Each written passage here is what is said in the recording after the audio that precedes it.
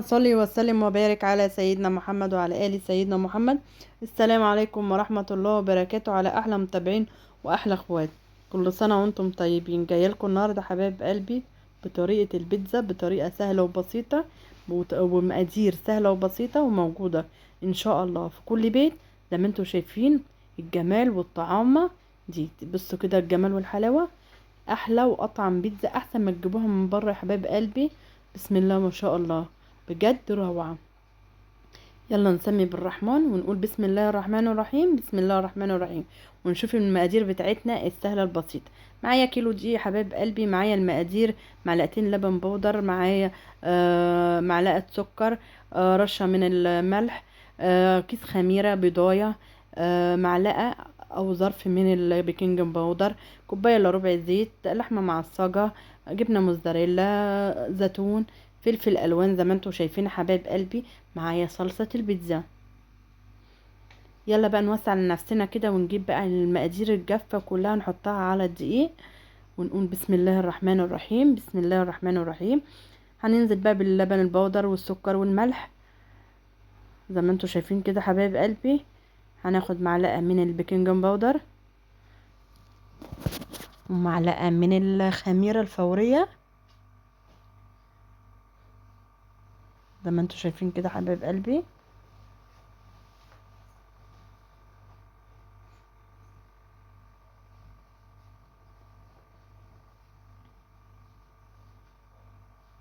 هنقلب بقى المكونات دي كلها كده زي ما انتم شايفين حبايب قلبي. هنزل بالبضايه ونزلت كده بالكوبايه الا ربع من الزيت، وقلبت بقى كده الدقيق مع المكونات ديت. ومعايا بقى ميه دافيه للعجن، هننزلها بالتدريجا حسب النوع الدقيق اللي معايا. هنعجنها كده زي ما انتم شايفين، وهنلم العجينه كلها وهتدينا بس كده الشكل بقى النهائي بتاع العجينه. هنغطيها كده ونسيبها بقى تختمر. بسم الله ما شاء الله، لغاية اما الكمية بتاعتنا تتضاعف معانا حبايب قلبي زي ما انتم شايفين. بسم الله ما شاء الله على الجمال. هنقوم بقى قاطعين بقى ايه كده، هنقسم بقى الكمية ديت الى جزئين زي ما انتم شايفين. معانا الصوانة بتاعتنا مدهونة.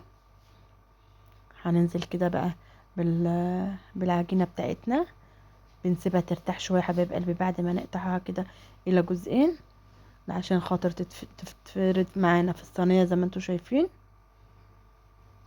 بسم الله ما شاء الله على الجمال. تعرفوا ان العجينة بتاعتنا بتتفرد كده بكل سهولة، بتبقى بطريقتها سهلة وناجحة زي ما انتوا شايفين. بسم الله ما شاء الله على الجمال. ونعمل لها حرف كده من عند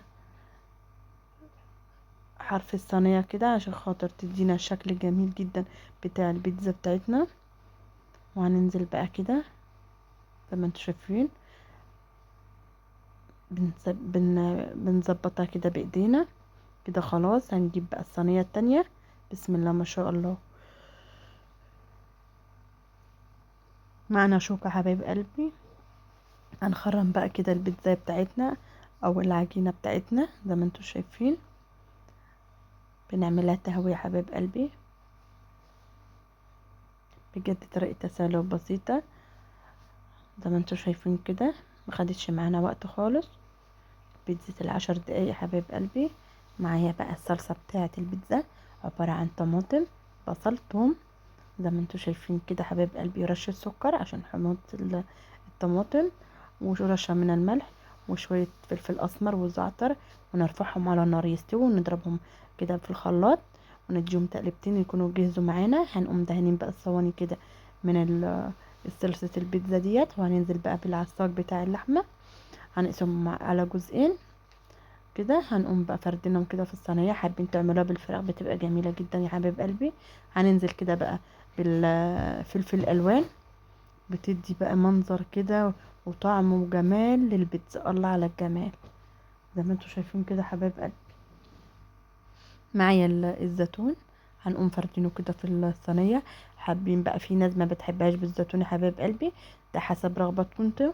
معايا كده حبايب قلبي جبنة موزاريلا مطاطة جميلة جدا، بجد تحفة. بصوا كده احنا بقى حطيتها بقى على الرف الوسطاني، استوت وشفتوا بقى كده النتيجة النهائية حبايب قلبي، ولا الطعم الله اكبر على الجمال.